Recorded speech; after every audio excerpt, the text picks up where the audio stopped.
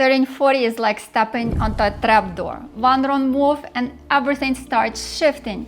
Your skin changes, your energy dips, your body reacts differently to the same habits. I thought I was doing everything right. I was eating clean, exercising, taking care of my skin. But looking back now at 50, I see the gaps, the things no one warned me about. And if I could go back to 40, these are the 10 things I'd do completely differently.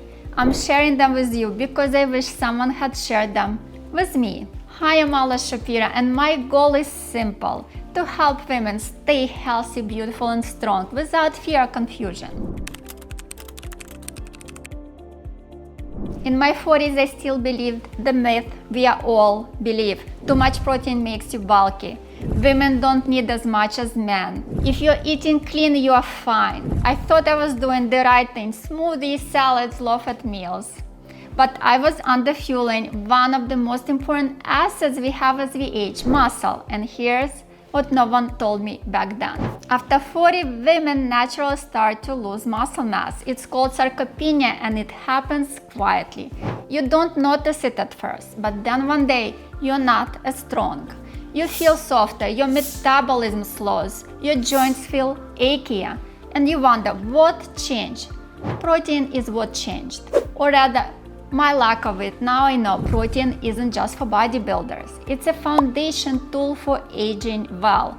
It helps maintain lean muscle, supports your joints, improves posture, and boosts your resting metabolism. But it also does something many people overlook. It keeps your skin firm, your nails strong, your hair thick.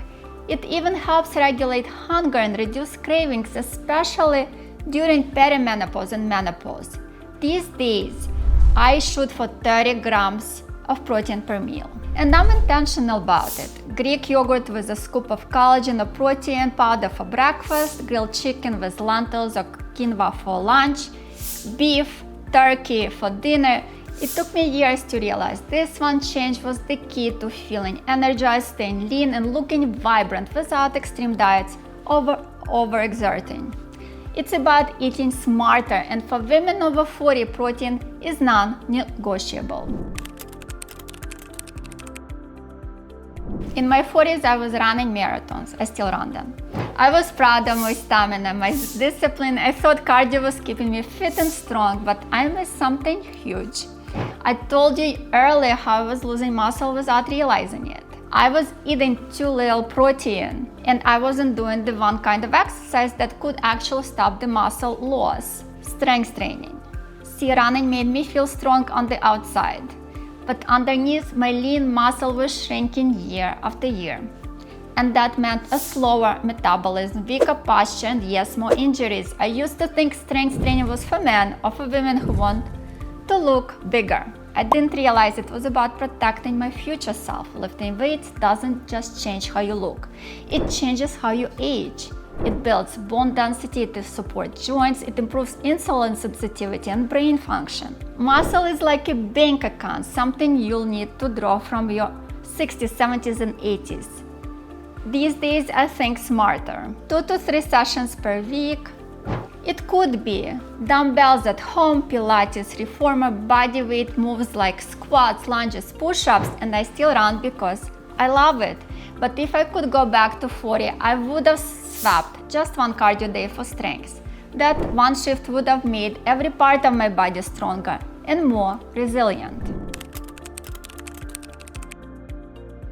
I'm a spa owner. I've studied skin. I've recommended retinol to clients for years. So yes, I knew how powerful it was. I knew it could smooth line, boost collagen, improve texture, even help with breakouts. But you know what? I didn't use it consistently in my 40s. Why? Because my skin is sensitive and I was afraid, even with all my knowledge. Even with access to the best products and protocols, I hesitated. I tried for a few nights, flake a little, panic, and stop. I told myself maybe retinol just isn't for me, but here's what I learned the hard way. Retinol doesn't damage your skin when it's used correctly, it strengthens it. It teaches your skin to act younger, faster, and more resilient. And the flaking, that's just part of the training process, not the damage. When I finally committed, slowly, gently, and with the right routine, everything changed. I stopped chasing trendy creams and focused on what's backed by decades of research. Here's what worked for my sensitive skin: a low-dose retinol, like 0.25, using it just once or twice a week in the beginning, buffering with moisturizer underneath or on top, and always using SPF the next morning, no exception. Now I use it 3 to 4 nights a week. My skin barrier is strong, my texture is smooth, my glow, it's real. And I finally feel like I'm not just maintaining my skin, I'm improving it. So if you've been scared or by stories of bad experiences, trust me. But don't let that stop you from using one of the most effective, proven tools we have. Start slow, stick with it, and let it work. I used to think Botox would make me look frozen, or worse, like someone else entirely. And as a spa owner, I've seen both ends of the spectrum. The beautiful, subtle results, and the overdone faces that make you think, I don't want that. So I waited. I told myself, I take care of my skin, I'm aging naturally, I don't need it yet. But here's what I didn't understand. Botox isn't about chasing youth, it's about preserving you. When placed correctly, Botox doesn't change your features, it protects them. It softens the lines you already have and prevents new ones from etching in. It works best when you still have movement, because that's when you can train the muscles to relax gradually. I finally started at 50, and when I saw the results, I honestly thought, why did I wait so long?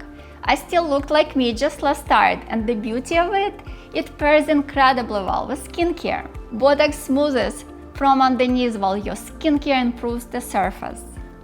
Together they create this soft, natural elegance, not the frozen look so many women fear.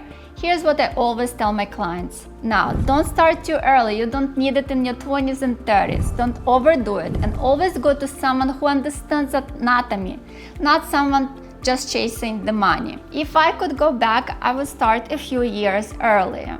Not to change how I looked, but to protect what I had, because with Botox the goal isn't perfection, it's preservation. This was my most expensive and most disappointing mistake. I got under eye filler for dark circles. It was supposed to make me look rested, instead it made me look puffy and tired. The truth is the under eye area is incredibly delicate, and filler doesn't always sit well there, especially as you get older.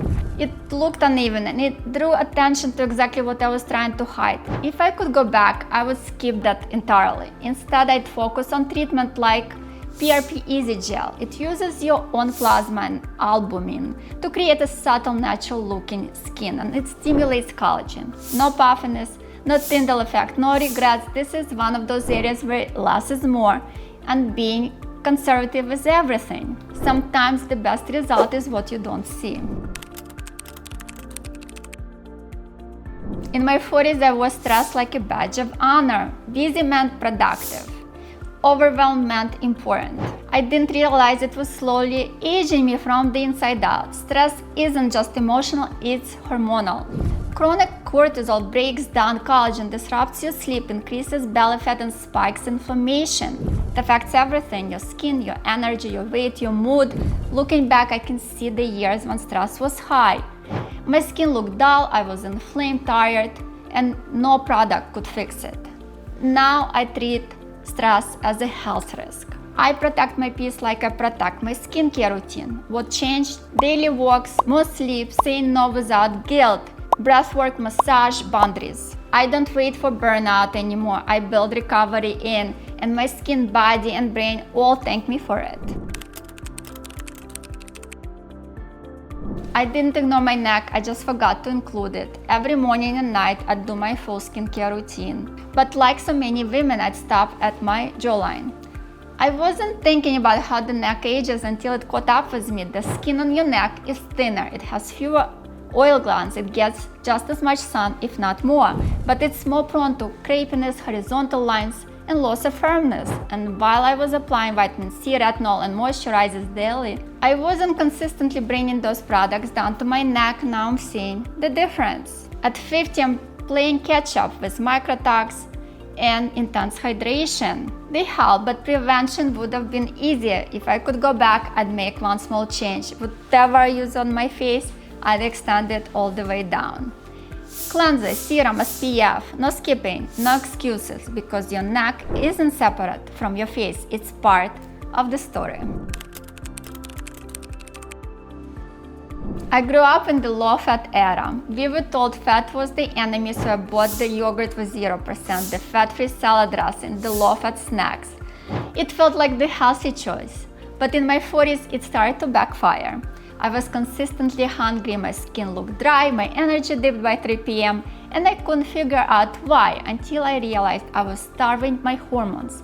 Healthy fat is not the problem, it's part of the solution. It supports your hormones, especially estrogen and progesterone, which naturally decline as we age. It helps your skin glow, keeps your joints lubricated, and actually helps stabilize your appetite. Now I don't fear fat, I welcome it. Avocado on my eggs, olive oil, nuts and seeds, and guess what? I feel more satisfied, my skin is dewy, and I no longer crash mid-afternoon. If I could go back to 40, I'd stop chasing low fat and start eating balanced, because for women over 40, fat isn't the enemy, it's fuel.